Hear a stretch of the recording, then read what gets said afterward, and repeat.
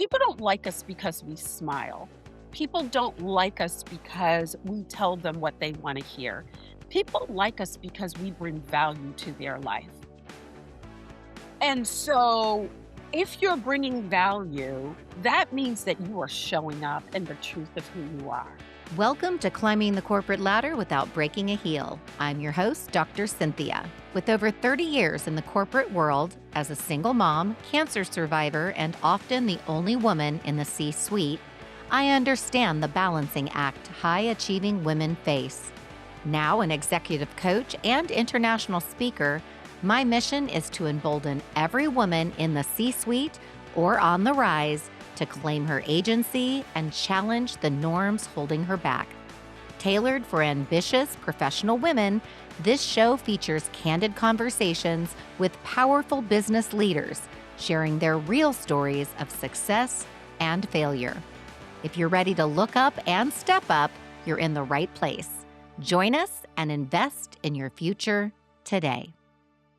Hello and welcome back. I'm your host and your coach, Dr. Cynthia. I want to ask you something before we begin, and I want you to sit with it honestly. Do you know what's inside you that you've not yet used? Not what you've delivered for your organization, not what your performance review says, not what your LinkedIn profile reflects. What's inside you? The version of you that is more capable, more clear, more aligned, more you. That has been waiting for the right conditions, the right title, the right moment to actually come forward. Most women on this ladder are not underperforming, quite the opposite. They are underliving. There's a gap between what they're capable of and what they're currently allowing themselves to become. And that gap has a name. My guest today built an entire methodology around closing it. She is a nationally recognized self-esteem, branding, and communications expert. She's coached over 500 small business owners, worked with more than 100 organizations across 9 industries, with a 95% of who come back, I might add. She's written 7 books, including Self Esteem for Dummies and Harness the Power of Personal Branding and Executive Presence, among others. And she has increased her clients' incomes by as much as 113% and helped businesses grow revenue by as much as 900%. And she built all of it through disciplined, documented work of becoming who she knew she was called to be and teaching others how to do the same. Her framework is called There Is More Inside. And today she's going to show you what that means for the woman on this ladder who knows she's not yet become who she is capable of becoming. I think that's all of us. We all have more to become. Welcome, please, Miss S. Renee Smith. S. Renee, so thrilled to have you on the show. And I am excited to be here and to be able to just indulge in this conversation for women. Yeah. So Ah, needed. So thank you. absolutely. And your work is so incredible and so timely. This particular month we're focusing on the potential that lies within all of us. And I think we all have, I think about potential as muscles, right? If you don't develop it, they atrophy. And if you keep working and developing, they just become bigger and greater and more powerful. But I'm curious about that moment in your life. I always love to start with the origin story. What was that pivotal moment for you where you understood there was more inside you? Good question. So the whole idea of There's More Inside started when I was fired from a job. I was diagnosed as being depressed, and my fiance walked out of my life. So all of this happened at the same time, thankfully, because if it didn't happen at the same time, then There's More Inside would have never been born. And I Mhm. found myself in a place of wondering what is next for me? What is my purpose? Why did this happen? What did it mean? Um, how do I pick myself up from here and build Mhm. something meaningful? And There's More Inside was born. Wow. Wow. I'm sure there is not a person listening who isn't, first of all, wow, that's a lot. right? Yeah. But has I think each of us have had some point in our lives where life got really messy or we sort of Mm, got kicked in the teeth and you start to really doubt yourself. You start to really I mean, I would think in those moments with all of that going on, there's a little bit of this reflection of, "Oh my gosh, what is wrong with me?" And yet you flipped that from a what is wrong with me to a what is right with me. absolutely, and it's interesting because you're right, the first place to go is what is wrong with me. The work takes you to what is right with me. Yeah, I love So, it. as you think about yourself and where you are in the moment, no matter where you are, it is what are my strengths? Not what Mhm. are my strengths in terms of skill set. What are my strengths in terms of resiliency? What are Yes. my strengths in terms of looking within and seeing what is it that drives me? What is it that wakes me up in the morning? Mhm. What do I want to leave this planet with? Right. Those are strengths. That's what was guiding me at that time, through the process, and Yeah. I was absolutely held up by a force greater than myself. And I think many of us can relate and appreciate that for sure. And I agree. I think every single human being, I like to say every single person has natural talent. Every single person has potential. The question is for what?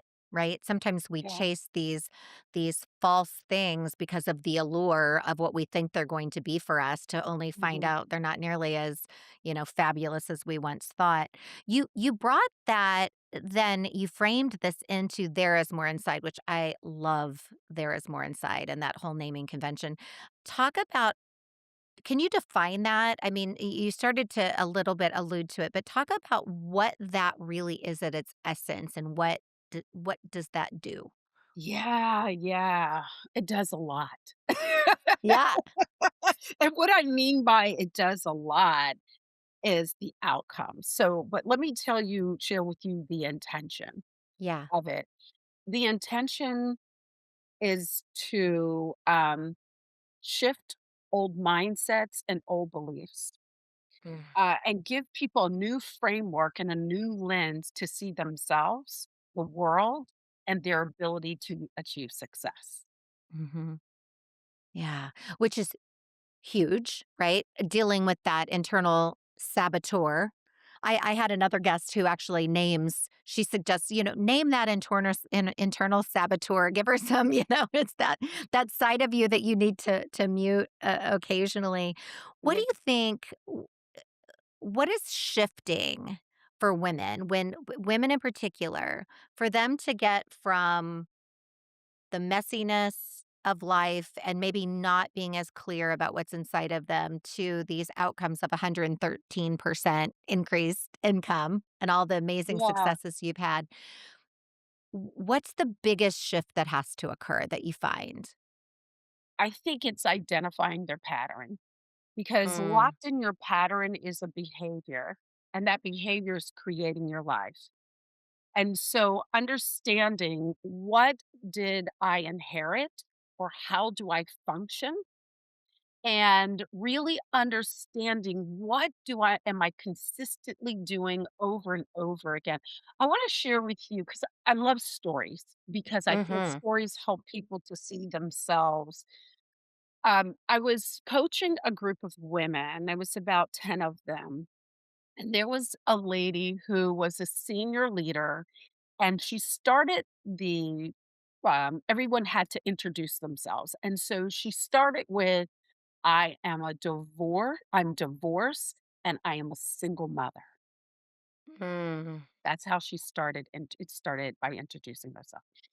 My concern with that is that she identified with the loss right? and not who she is and the value that she brings. And oftentimes, we were talking earlier about the time when I had a loss. And even Mhm, though I was in the midst of the loss, I was trying to find the path. And I think that with many women, we don't look for the path, we sit in the moment. And as Interesting. a result, we get stuck and we don't even realize we're stuck. We continue to perform versus really understand what has happened in this moment. What value does it bring to my life? What have I learned? And who am I now? Mm, I And love that. I think that if I were to put anything out there, it would be that is that we just keep performing. Mhm. We have to keep the face. We have to keep going. This is too embarrassing. Like we label everything that we're going through, right? Right. Oh, I lost. Oh, I'm no longer married. I'm a single mother. Oh, I didn't get the promotion. Oh, should I even apply for the promotion? Sure. Right? So Sure. we're playing all these mind games with ourselves Right. when, I label confidence as, or I define confidence as trusting your opinion of yourself more than you trust other people's opinion about you.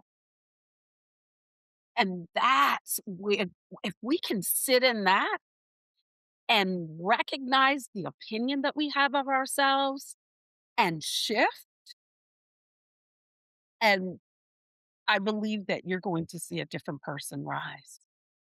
Absolutely. Well, and to your point, before you can trust the opinion of yourself, you have to make sure you're giving yourself an accurate opinion, Yes. right? Yes. So oftentimes, sometimes we're trusting the opinion of ourself, which is a false narrative. It's that we're not good enough. We are the divorced. We are the this. We are the that. And but I love this idea of getting in that right headspace, and then the confidence is trusting that you've got it, that you're smart enough, capable enough, et Yeah. cetera. You said something really interesting that I hadn't thought about before. So I spend a lot of time in this space as well. What you define as stuck, I always say that's drift. And you mentioned it beautifully because ironically, we think we're stuck, which would imply that we're not moving. And yet the reality is time and motion continue. So we're moving. Time is continuing to go by, right? Those Yeah. days, months, years are continuing. Yeah. Um, Even though we're kind of on this rinse and repeat, thinking we're stuck, we're drifting, I would call it. But you said something I hadn't thought about before, that the ideas that you inherit about yourself. So how you identify, I think a lot about perceptions create self-talk, which creates behavior, right? Yes. I hadn't thought about it from the perspective of some of those perceptions we've inherited. Can you talk a little bit more about that as well? Oh, absolutely. Absolutely. So we all have been raised in an environment, whomever raised you, and that person influenced how you think. And because of some of the things that they have said, you have leveraged it and you've become successful. Mhm. But as you grow and take on your own identity, you are still holding on to what they said and you haven't evaluated it. So now you're a senior leader, and that thought, idea, opinion no longer serves you. But you don't Right. even realize it's not serving you. And so you haven't taken inventory of Mm, where you are mentally, emotionally, spiritually. Sometimes we do financially. It's not my area, but in those areas, and recognize how much you have grown and the fact that what got you here doesn't necessarily need to take you here, or it won't, or right. you will still be back here, but you'll be operating here. A Mhm. promotion does not guarantee that you've done the work. It simply means that you have intellectual property, or you've leveraged a relationship to get where you are. Mhm. It gets back to the comment you made, "Who am I now?" I mean, there's something powerful about not just who am I, but who am I now? And that, that evolution, that growth, that what may have served me in the past doesn't serve me, it may serve you going forward, but oftentimes as we grow, there's another thing when I was looking at your books and learning more about you in advance, and I thought this was really interesting. You teach women to become more likable, Mhm. marketable, and credible. I want to talk about likable for just a minute because I feel like that is one where can be a little controversial, right? It's a little provocative, especially for women who are told to smile, to not be angry, to not be bitchy, whatever the, Yeah, the yeah, question, right? yeah, yeah, So yeah. I have a feeling that when you say likable, you mean it in a very specific context. I'd love to know more about that. Absolutely. So it's interesting that you say that because I do get pushback from women on the word likable. But the reality is somebody has to like you in order to promote you. You are Right, not where you are because people didn't like you. And so we can play on words. I didn't say likability means that you smile. I didn't right. say likability means that you don't have an opinion or that you show up in the room in a particular way. What likability means is I understand the landscape. I understand Mhm. what's going on in the room. I understand how to package, position, and promote myself in a way that people see, and like what they see in my Right, capability. right. And that's very different. I think that the problem isn't the word, it's how we have interpreted the word, just as one of the biggest challenges going back to the pattern is about not what happened, but how we interpreted what happened. Mhm. Mhm. Absolutely. I love that you address it so plainly, and it's, let's not wordsmith this, and you're right. If you can be very capable and very smart and very accomplished and all the things, and if your delivery is off-putting or if you are, running people over, male or female, Yeah. and you don't have likability, then that is a factor. So, we can dance around it or we can just call it what it is. And so Yeah. I love that we address that and that you are firm in your footing about what that means and why that's important instead of, sugarcoating it. Yeah, and we have to understand why people like us. People Mm, don't like us because we smile. People right. don't like us because we tell them what they want to hear. People like us because we bring value to their life. Mm, And yeah. so, if you're bringing value, that means that you are showing up in the truth of who you are. Hmm. So Absolutely. so that's another piece around likability and the word and I also think, and I don't know if you, Dr. Cynthia, find this in your work. Sometimes as women, we are so busy fighting the small stuff that we don't embrace the big ideas and the big Mm, opportunities. hmm. Absolutely. Absolutely. Where do you see that? Where do you see that show up? Everywhere. Right, right. W Everywhere from entry level all the way, whether it's corporate, whether it's, nonprofit, whether Mhm, it's, or church, it doesn't matter. right. We have a tendency to fight the fight that we've already won, Mm, right, and there right. is a new fight now. There are ceilings that have been broken, and Mhm, there's a new one. And so when we think about what are we really fighting at this point? What are the things that are really important? Where are the areas of my growth that are most needed? mhm, When we look at those are the big rocks. right. Absolutely, Yeah. absolutely. One of the things that we found in our research, on with Now Near Next is that women in particular are just not as intentional focusing on the development of their potential, leaning into their potential, et cetera. And what we found was that, a large part of it is that we put it off because we're carrying a large load, right? Yeah. Regardless if you have children, don't have children, we find somebody to pour into, and it's usually somebody other than ourselves.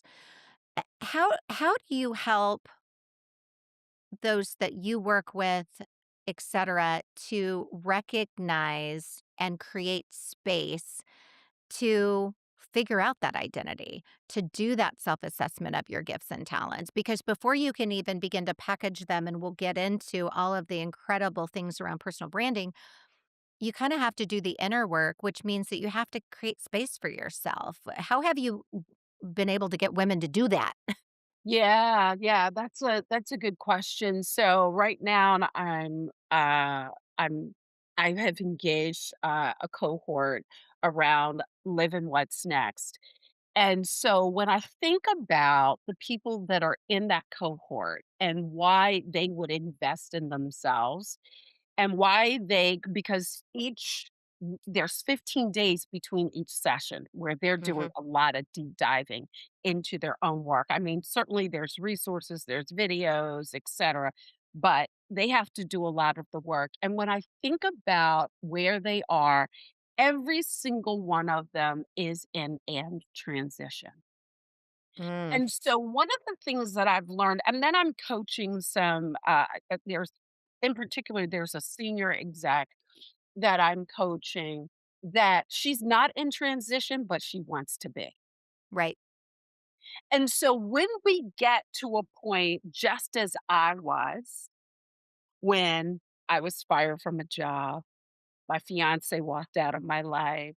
The doctor, diagnosed me as being depressed. I was in a transition. And when Hmm. we are in transitions, we are looking for answers. As long as things are going okay, Right. reasonably well, we continue on that path, Right. right? And so I think I don't really get them to do it. I Yeah. think life does. Right. Right. And it's an incredible point, and it gets back to where our thought leadership really integrates is this idea of stop drifting.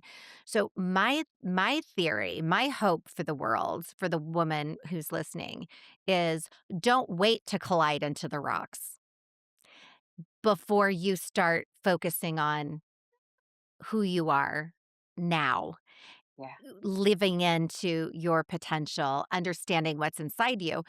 We often that's exactly right. That's been my experience, and what we found in the research as well. It's Yeah. when you have your job eliminated, or you go through a divorce or an unexpected transition, and then you sort of have to. I want the woman listening right now who's loves their job, loves their boss, loves their company, right?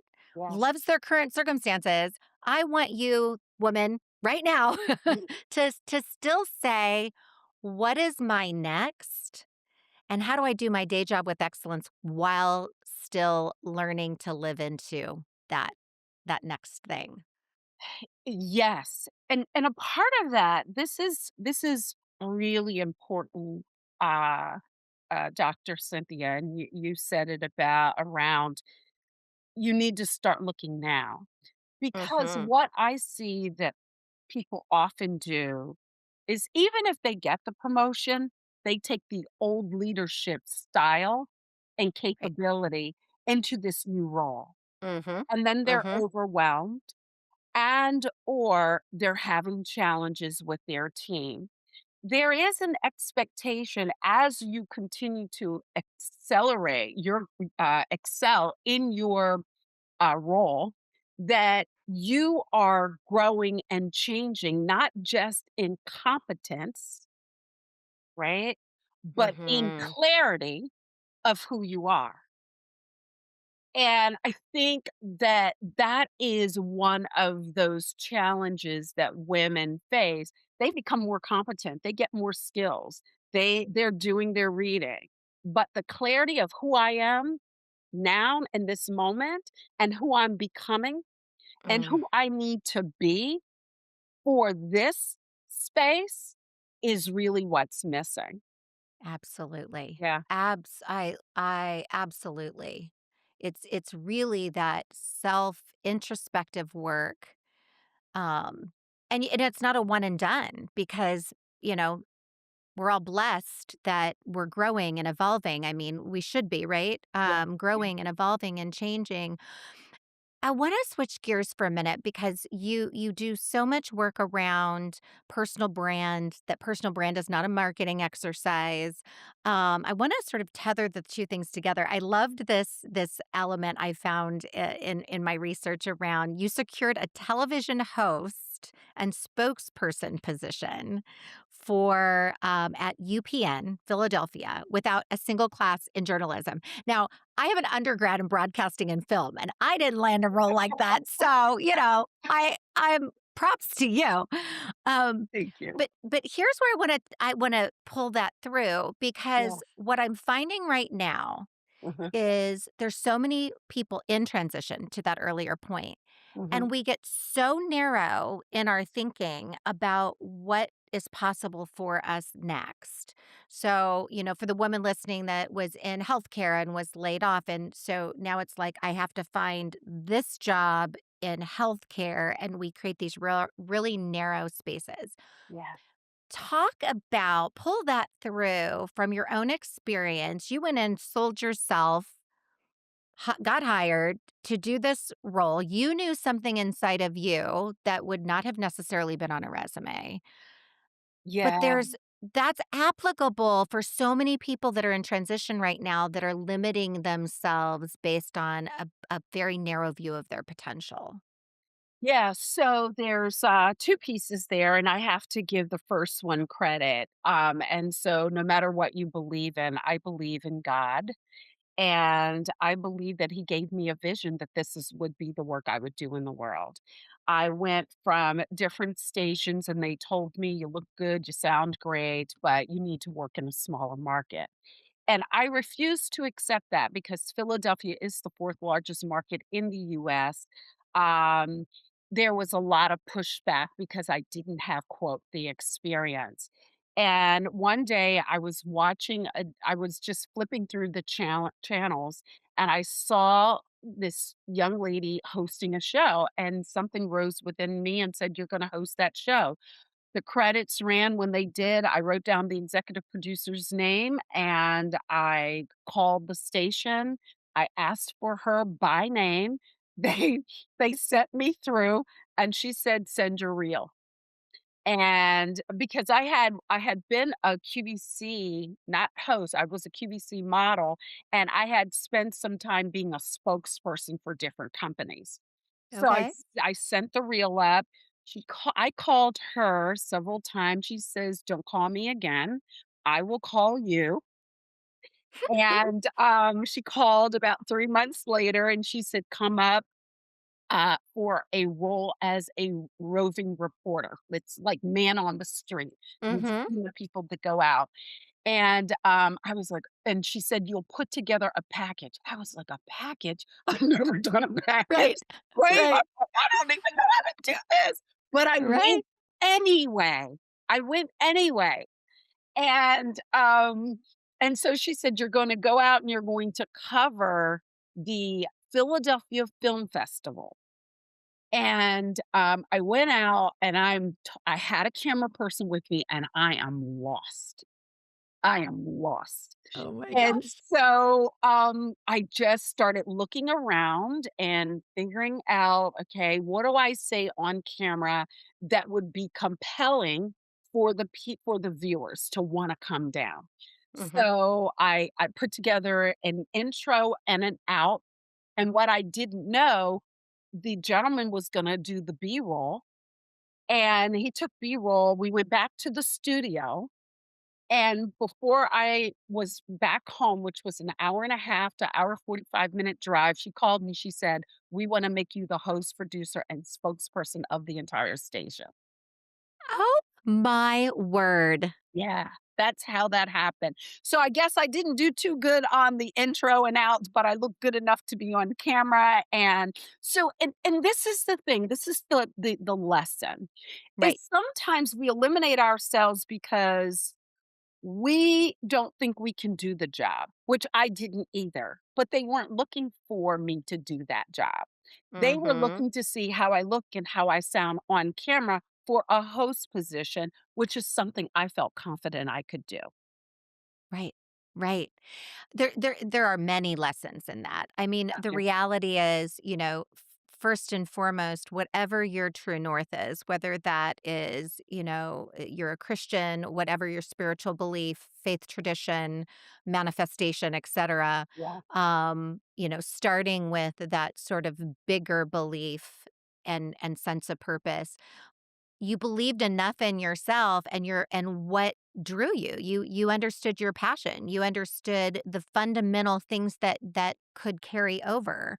That you're articulate, that you are comfortable in front of a camera, that right, whatever that is for you. And so for the person listening, are you extremely organized? Are you incredibly creative? Are you very super strategic? Are you great at conflict resolution? What are the non teachables, which really gets back to that what's inside you, that Yeah. potential? Yeah. Those are the things that carry regardless of industry, et cetera, and allow you to say, well, if I'm a naturally creative person and I really want to do something completely differently than I've done, how does that then, when you talk about this specific framework for packaging, positioning, and promoting yourself in the workplace, Yeah. how do we carry that then through in terms of the person listening? How should they differently think about packaging, positioning, and promoting themselves? Yeah, that's a good question because everyone is in a different place, right? There Mhm. are some people who really understand packaging, and a part of that is how you show up, right? Mhm. That's your package. That's what people see. That's what Right. people how people are immediately drawn to you. And certainly that includes how you wear your hair, how your makeup, your or if you don't wear makeup, what you decide to how you decide to dress, how you speak, all of those, your attitude, Right. all of those are a part of that package. Um, Mhm. and then how are you going to position it? Meaning, who is my audience? Who am I talking to? What is it that they're after? What do they Mhm. want? What is appetizing to them? That doesn't mean that you become a chameleon and you become everything to everybody. It means that you show up in your truth in front of the Mhm. audience that you are attempting to speak to. And now you're positioning your value to them based on what they need and or what they want. And well, Mhm. more of what they want first, because sometimes people don't know what they need.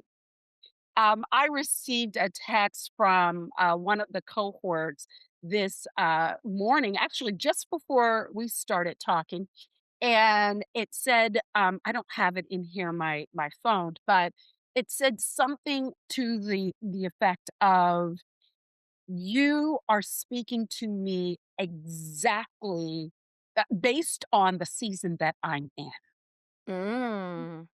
right? Yeah. And she went on to say that while part of it she knew and understood that she was in, part of it she didn't. I'm offering her or introducing her to an element of her life that she needs that she didn't realize she needs. Right. But Right. people first respond to what they want or think they need. So being Mhm. able to tap into that based on what you have to offer, and then putting it out there. Excuse me. Oftentimes, we are thinking, "Oh, what does it look like? Oh, it's not perfect. Yeah, yeah, yeah, yeah." Right? Right. We're going through Yes. all of these semantics, and I call them mental calisthenics. Right. Right. I love that. And so you don't have to go through all that. Just put yourself out there, and each iteration will get better. Mhm. And you'll learn from your mistakes. And you'll Yeah. learn, and I won't even call them mistakes. You'll learn from your lessons, and you'll learn what speaks, what doesn't speak, etc. And I want to share this with you really quick about putting yourself out there. Mhm. So my first book was released on in 2025. There is more inside on the same day. of my first big paid speaking engagement. And it was about maybe 150 to 200 state workers. And they purchased the book, and then a friend looked at the book because I had literally got received the books the day before my speaking engagement. You Wow. know how that happens, I right? do, yes, yeah. It's like you're Yes. rushing to get it done and edited, you're doing all this stuff, Yeah. and it was wrecked with errors. Mm. I was done, kinda.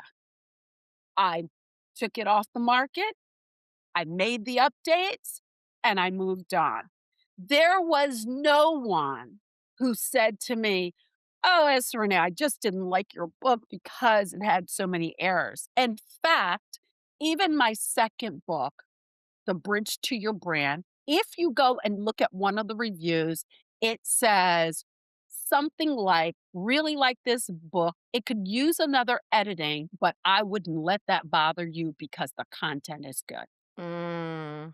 And so while and, now that I've grown and understand how to do a book, I know the steps because I've done 7 of them, and I worked with Right. Wiley, and I worked with, at the time it was Callisto Media, but now it's Source Books. So I've signed book deals, and I really understand the process much differently.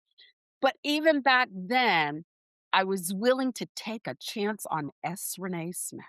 Mhm. Ugh, And absolutely. and my first book has sold, I believe, to this day, outside of the book deals, more copies than any other book I've written. Oh my goodness. Yes, ma'am. Oh my goodness.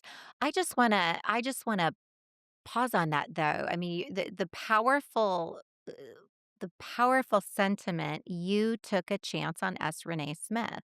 And if you're gonna take a chance on anyone, w your best bet is taking that chance on yourself. Right? Mhm. And yet, so often that's the hardest one to take. Hearkening all the way back to what are we telling ourselves and, what's that mental model of who we are now and what part of us serves us now and then taking a chance on that person, having the confidence. I love that because I think that becomes the aspiration for every single one of us is be in a place where you know yourself well enough that you can take a chance on you. There you go. Yeah. There you go. Oh, You know so yourself beautiful. well enough to take a chance on you. Yeah. Right, right. One of the things, with 7 books under your belt, which is an enormous accomplishment. I'm over here with 2 and I'm, worn out with a third, kind of in development, but, Yeah. you've evolved a lot as well. Started really from self-esteem and personal branding, Yeah. and then you've gotten into a lot deeper as you've gotten into this identity alignment and legacy, and I think we've talked a lot Mhm. about that, but is that really the core? Talk about sort of that journey. It feels like it's sort of still tethered together though. It starts with that self-esteem, right? But you're really looking at what is the legacy that you're developing and leaving. I just would love for you Yeah. to comment on that. Yeah, sure. Thank you for that. So, I don't think it starts now that I've grown, I don't think it starts anymore with self-esteem. Mm, Think it starts with understanding your pattern that mhm, creates a behavior that impacts the way you show up, that impacts your self-esteem because of the way mhm, people respond to you, mhm, mhm, right? So now we're getting to not that I feel like I don't have self-esteem because I don't speak up, not because I feel like I don't have confidence because, I won't go after that promotion. I'm understanding the pattern over the course of my life and what is driving it.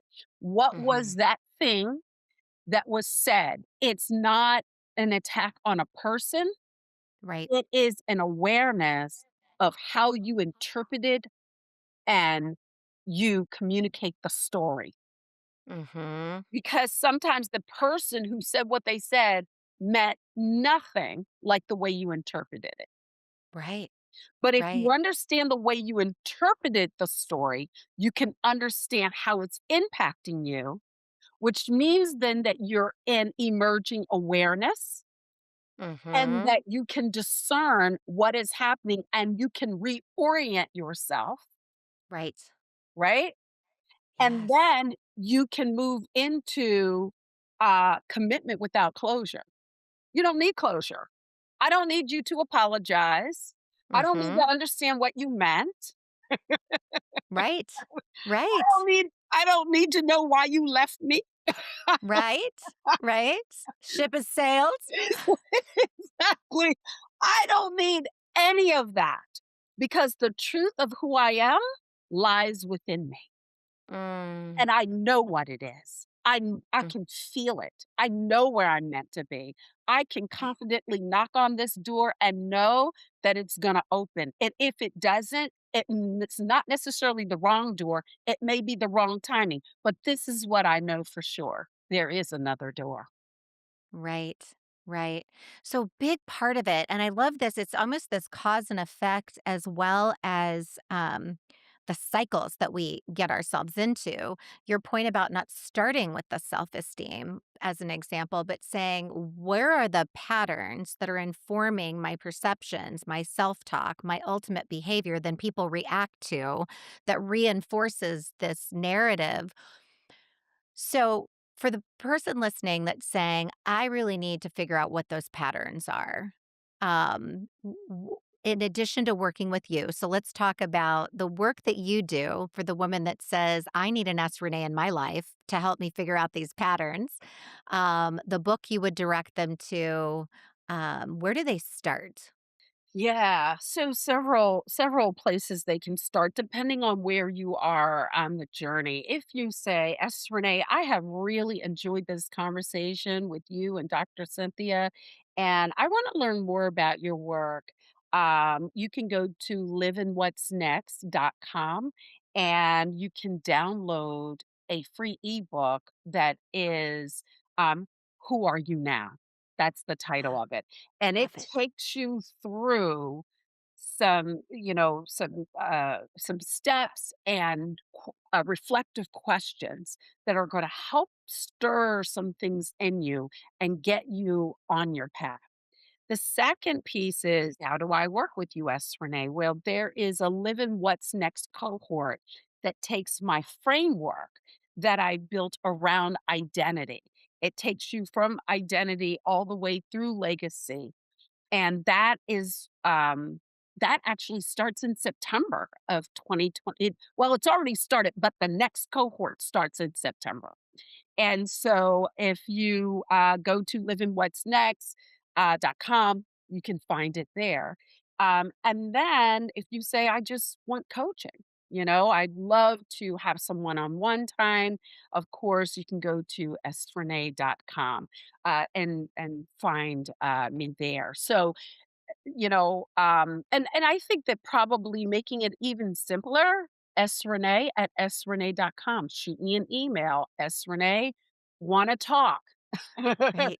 And Right. you can get a link to my calendar, get on my calendar, and we can just have a get to know you session to see where you're at and what would be the best path for you. Because Mm, sometimes when we're having generic and general conversations, we believe that this is the path for you. Oh, you can take this program or you can do this when that's not it at all. The conversation uncovers a totally different place that you're in and that you're trying to navigate. So that's what I would recommend.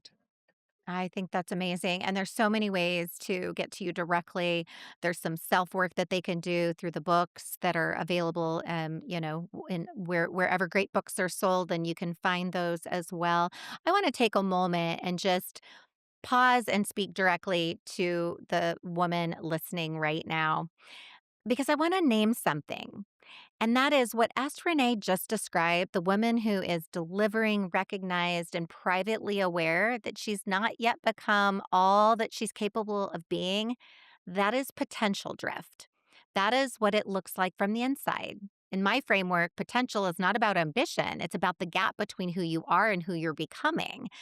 When growth flatlines, when you're performing excellence on repeat but not growing past it, when the version of you that is more capable, more aligned, more you keeps waiting, what S. Renee calls the distance between your current brand and what's inside you, I call the cost of drifting in potential. And what she's built, a proven system to close that gap, is the most concrete operationalization of potential that I've encountered. Not inspiration, not aspiration, a documented process, y'all, with 113% income outcome if you do the work. So there's so many reasons to start working on your future today. Stop kicking the can down the road. This is the moment that you choose to unapologetically, guilt free, invest in you and really get clear on who you are now and that identity to move from identity to legacy. I love it. S. Renee, we always end with a big question to our guests, which Yeah, is, what is one small thing? Because yeah, if we have to overhaul our lives, we put it off. yeah, But if it's one small thing the person listening can do today yeah. to better lean into their potential, what would that be? Yeah.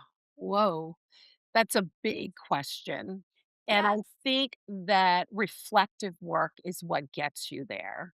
And Mm, so, Who Are You Now ebook is the best step that you can take because it costs you nothing but your time and your commitment to yourself. absolutely. S. Renee, you have been a blessing. I have enjoyed this conversation, getting to know you kind of leading up to our time today. Thank you for the work that you do. Thank you for helping women around the globe to really understand who they are and what they're capable of and the potential they have to share.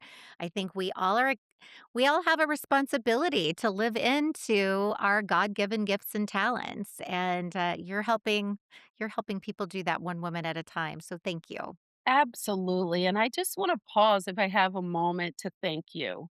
Thank you for the work that you're doing. Thank you for creating a platform for other people to share the work that they're doing because you yourself could take this platform and use it all for yourself. You have enough intellectual property experience to be able to do that. But instead, You. you said, I'm going to share. I'm going to share Yeah. myself.